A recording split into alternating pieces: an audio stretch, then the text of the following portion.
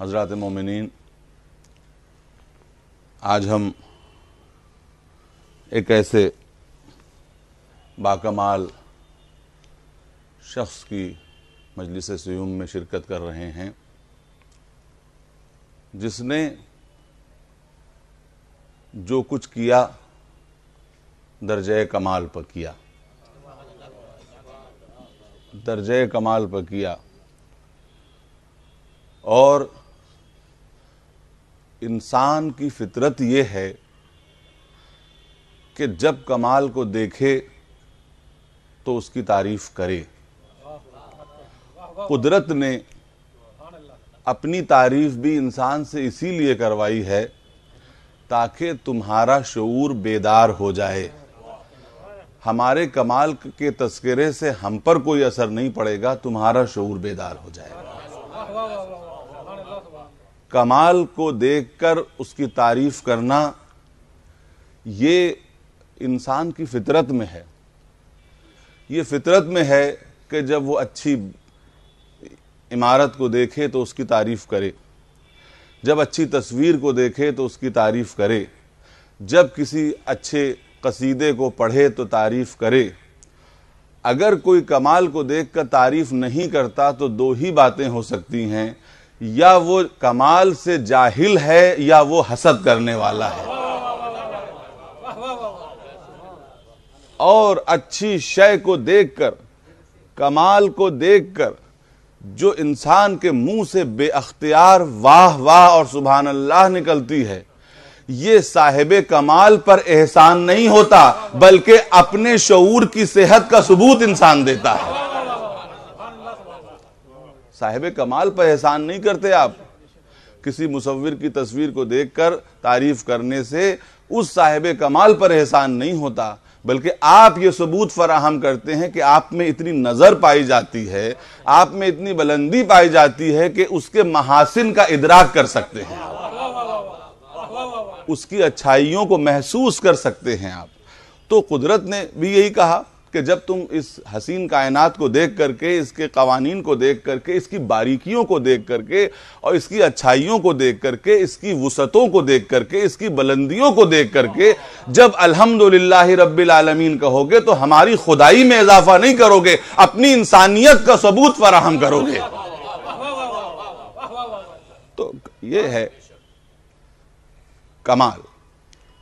کمال کو دیکھے تو تعریف کرے، اور اگر تعریف نہ کرے، تعریف نہ کرنا اس کو انسانیت کے درجے سے گرا کے حیوانیت تک پہنچا دیتا ہے، حیوانیت تک پہنچا دیتا ہے۔ قدرت یہ چاہتی ہے کہ تم ہر عمل کو اس منزل تک لے جاؤ کہ ہمارے صفات کا عکس تم میں نظر آنے لگے، خدائی صفات کا عکس تم میں نظر آنے لگے۔ دین بھی یہ چاہتا ہے کہ دین کے ذریعے سے تمہارے اندر وہ کوالٹیز پیدا ہو جائیں کہ خدائی صفات کا عکس تمہارے اندر نظر آنے لگے اور تمہیں حیوانیت سے اوپر اٹھا کے انسانیت کی منزل پر پہنچا دے۔ جناب، دین، دھرم، ریلیجن، جو کچھ آپ کہیے، جو کچھ میں نے سمجھا ہے اس کا بنیادی کرکس یہ ہے، بنیادی ایسنس یہ ہے، نچوڑ یہ ہے، دین اس دنیا میں اس لیے آیا، حیوانیت ہے لے لینے کا نام، دین دنیا میں اس لیے آیا کہ انسان دے دینے پر کچھ راضی ہو جائے۔ چیز اتنے خلوص سے کرو کہ اس میں کوالٹی پیدا ہو جائے۔ ایک میسج کل سے بہت گردش کر رہا ہے، میں چاہتا ہوں کہ اس کا تذکرہ یہاں بھی کروں، لیکن اس کی تصدیق پہلے کر لی کہ واقعاً سچی بات ہے۔ اکثر ایسا ہوتا ہے کہ بہت سی باتیں ہوائی پھیل جاتی ہیں کہ ہمارے کمال خان بھائی حج کو کور کرنے کے لیے مکے گئے تھے۔ دیکھیے، خدا کی قسم یہی تو اسلام ہے، اور اسلام ہے کیا؟ حج کو کور کرنے کے لیے مکے گئے، کسی نے کہا حج کریں گے، کہا نہیں، حج نہیں کروں گا۔ کیوں؟ اس لیے کہ اس وقت میری ڈیوٹی یہ ہے کہ میں حج کو کور کروں۔ خدا کی قسم اس میں ایک جملہ کہنا چاہتا ہوں، اگر ہمارے بھائی اس وقت حج کر لیتے تو دیکھیے دنیاوی اعتبار سے وہ عبادت ہوتی، لیکن اللہ کی نظر میں وہ عبادت نہیں بلکہ خیانت ہوتی، اور حج کو کور کرنا یہی عبادت تھی جس کو انہوں نے اختیار کیا اور خیانت کو انہوں نے ترک کر دیا۔ اس لیے کہ عمل کو ہم شدت کے ساتھ انجام دیں گے، اس منزل تک پہنچائیں گے، یہی تو اسلام ہے۔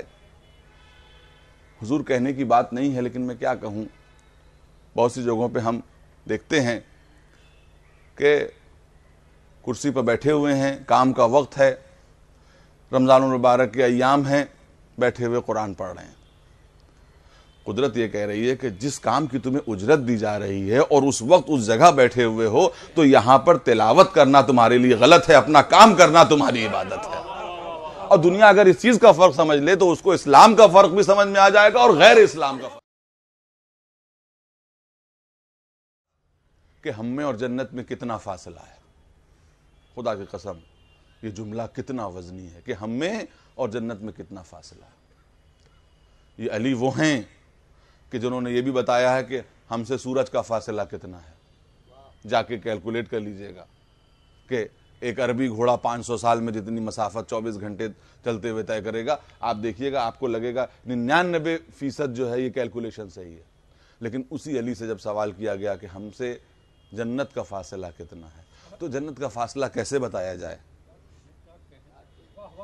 قدرت کہتی ہے کہ قربتاً اللہ کہو، اللہ کی قربت کے لیے۔ تو اللہ کی قربت کیسے ہو؟ وہ کسی جگہ تو قید نہیں ہے۔ ابھی بات میں عرض کرتا ہوں آپ کے سامنے، ہم سے جنت کا فاصلہ کتنا ہے؟ تو مولا نے فرمایا کہ 2 قدم۔ 2 قدم۔ دیکھیے جو آپ کا سورج سے فاصلہ بتا سکتا ہے وہی آپ کا جنت کا فاصلہ بتا سکتا ہے۔ 2 قدم کہا، وہ 2 قدم کیسے؟ ہم تو 70 برس کی زندگی بھر عمل کرتے رہتے ہیں، یہ پتہ نہیں چل پاتا کہ جنت میں پہنچیں گے کہ نہیں پہنچیں گے۔ آپ کہہ رہے ہیں 2 قدم، تو یہ 2 قدم کیسے ہیں؟ کہا ہاں بس ایک شرط ہے کہ 1 قدم اگر اپنے ایگو کے جنازے پہ رکھو تو دوسرا قدم جنت میں ہوگا۔ اور اس کا الٹا بھی ہے کہ اگر جنت میں رہو اور تمہارے اندر انانیت پیدا ہو جائے تو بس آدم کا مقابلہ کرتے ہی تم جنت سے نکال بھی دیے جاؤ گے، اس لیے کہ تمہارے اندر انانیت پیدا ہو گئی۔ اس کو جا کے سوچئے گا کہ سب کچھ اسی انانیت سے پیدا ہوتا ہے۔ قربتاً اللہ، ہم اللہ کے قریب ہو جائیں، یہ کیا ہے؟ ہر عبادت کی اسپرٹ قربتاً اللہ۔ کہاں ہے خدا کہ جس کے ہم قریب ہو جائیں؟ کیا یہ کوئی بعد مکانی ہے کہ وہ مارس پر ہے، جوپیٹر پر ہے، سورج پر ہے، چاند پر ہے؟ نہیں۔ پھر قربتاً اللہ کے معنی کیا ہیں؟ ہر نماز، ہر روزہ، ہر حج، ہر زکوٰۃ میں آپ کہتے ہیں قربتاً اللہ، اللہ کی قربت حاصل کرنے کے لیے۔ یہی تو اسپرٹ ہے نا عبادتوں کی۔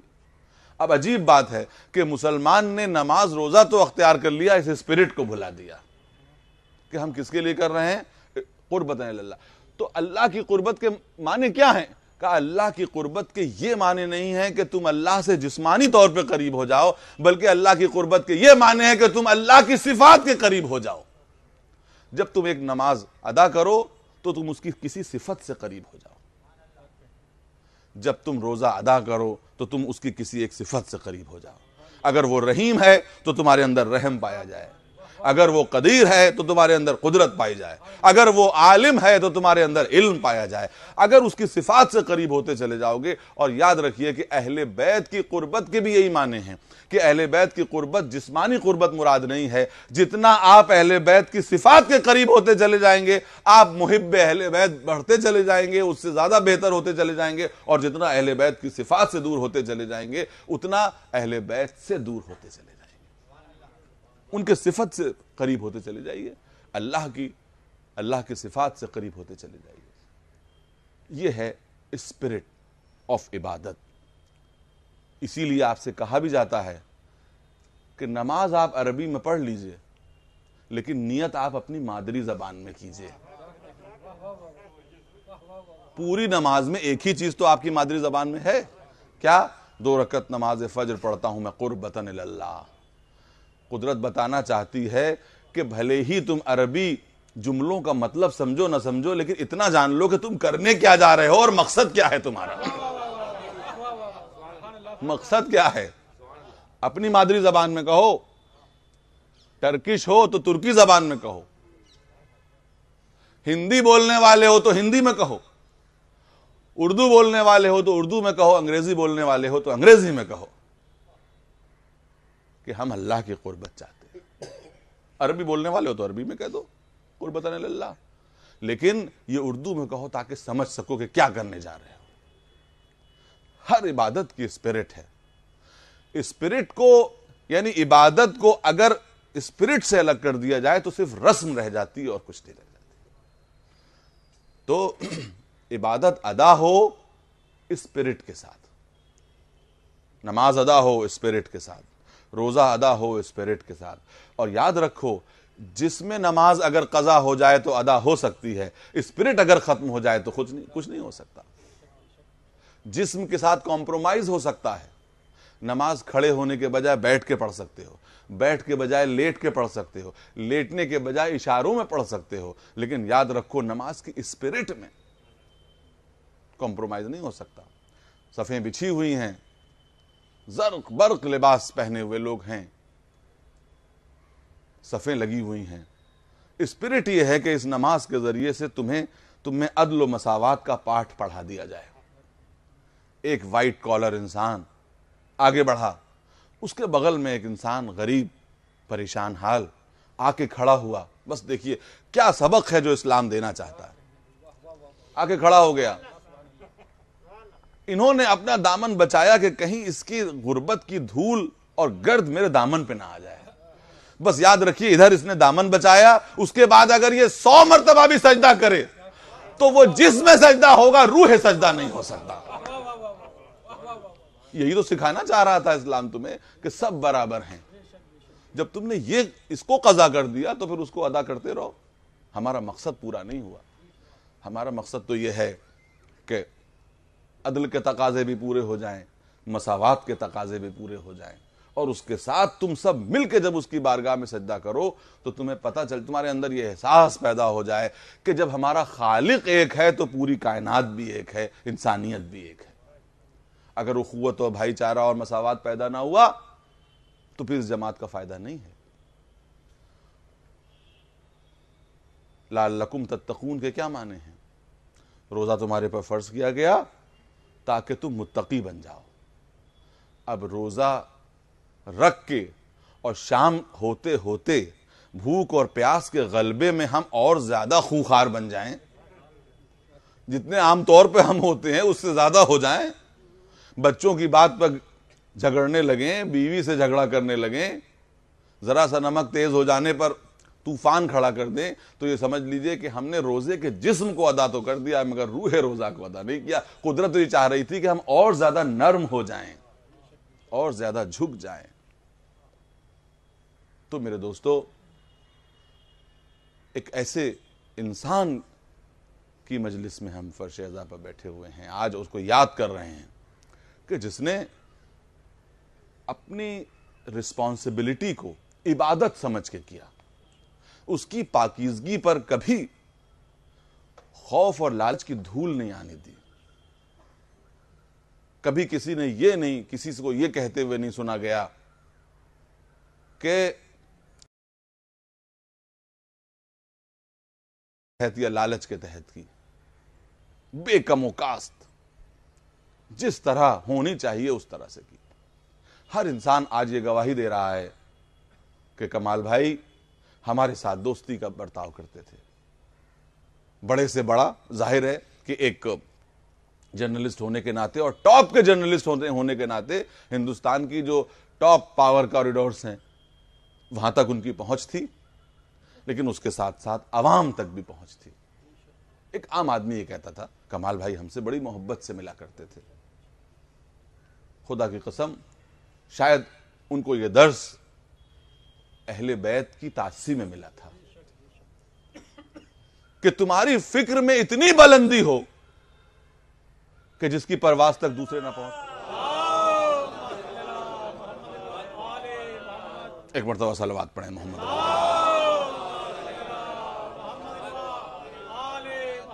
ہر چیز اتنے خلوص سے کرو کہ اس میں کوالٹی پیدا ہو جائے. ایک میسج کل سے بہت گردش کر رہا ہے, میں چاہتا ہوں کہ اس کا تذکرہ یہاں بھی کروں, لیکن اس کی تصدیق پہلے کر لی کہ واقعاً سچی بات ہے. اکثر ایسا ہوتا ہے کہ بہت سی باتیں ہوا ہوائی پھیل جاتی ہیں کہ ہمارے کمال خان بھائی حج کو کور کرنے کے لیے مکے گئے تھے. دیکھیے خدا کی قسم یہی تو اسلام ہے, اور اسلام ہے کیا؟ حج کو کور کرنے کے لیے مکے گئے, کسی نے کہا حج کریں گے, کہا نہیں حج نہیں کروں گا. کیوں؟ اس لیے کہ اس وقت میری ڈیوٹی یہ ہے کہ میں حج کو کور کروں. خدا کی قسم اس میں ایک جملہ کہنا چاہتا ہوں, اگر ہمارے بھائی اس وقت حج کر لیتے تو دیکھیے دنیاوی اعتبار سے وہ عبادت ہوتی, لیکن اللہ کی نظر میں وہ عبادت نہیں بلکہ خیانت ہوتی. اور حج کو کور کرنا یہی ان عبادت تھی جس کو انہوں نے اختیار کیا, اور خیانت کو انہوں نے ترک کر دیا. اس لیے کہ عمل کو ہم شدت کے ساتھ انجام دیں گے, اس منزل تک پہنچائیں گے. یہی تو اسلام ہے. حضور کہنے کی بات نہیں ہے, لیکن میں کیا کہوں, بہت سی جگہوں پہ ہم دیکھتے ہیں کہ کرسی پر بیٹھے ہوئے ہیں, کام کا وقت ہے, رمضان المبارک کے ایام ہیں, بیٹھے ہوئے قرآن پڑھ رہے ہیں. قدرت یہ کہہ رہی ہے کہ جس کام کی تمہیں اجرت دی جا رہی ہے اور اس وقت اس جگہ بیٹھے ہوئے ہو, تو یہاں پر تلاوت کرنا تمہارے لیے غلط ہے, اپنا کام کرنا تمہاری عبادت ہے. اور دنیا اگر اس چیز کا فرق سمجھ لے تو اس کو اسلام کا فرق بھی سمجھ میں آ جائے گا, اور غیر بلند نفوس کی عبادتیں نہیں ہیں. اور اگر دوزخ کے خوف میں ہوں گی تو وہ غلاموں کی عبادت ہے, آزادوں کی عبادت نہیں ہے. تو تم ایسے ہو جاؤ کہ نہ خوف کے انڈر میں کام کرو, نہ لالچ کے. کچھ تو ایسا ہونا چاہیے. آج دنیا ہے جہاں ہر چیز, کیپٹلزم کا دور ہے, سرمایہ داری کا دور ہے, ہر چیز بکنے کے لیے اویلیبل ہے. لیکن کچھ پاکیزہ نفوس ایسے تو ہونا چاہیے نا کہ دولت اپنا سر ٹکرا ٹکرا کے ختم ہو جائے, مگر ان کے پائے استقلال میں کوئی کمی نہ آنے پائے. ایسے ہی تھے ہمارے بھائی جن کا آج تذکرہ ہو رہا ہے. یہ مجمع قلیل ہے تو کیا ہوا, لیکن ایسے باکمال تھے کہ آج پوری دنیا, ہندوستان میں آپ دیکھیے ایک ایک انسان یہ کہہ رہا ہے کہ ایک ایسا صحافی دنیا سے چلا گیا جس کی زبان جب بھی کھلی حق کے ساتھ کھلی, کبھی باطل کے ساتھ نہیں کھلی, اور اس نے باطل اصولوں کے ساتھ کبھی سمجھوتا گوارا نہیں کیا.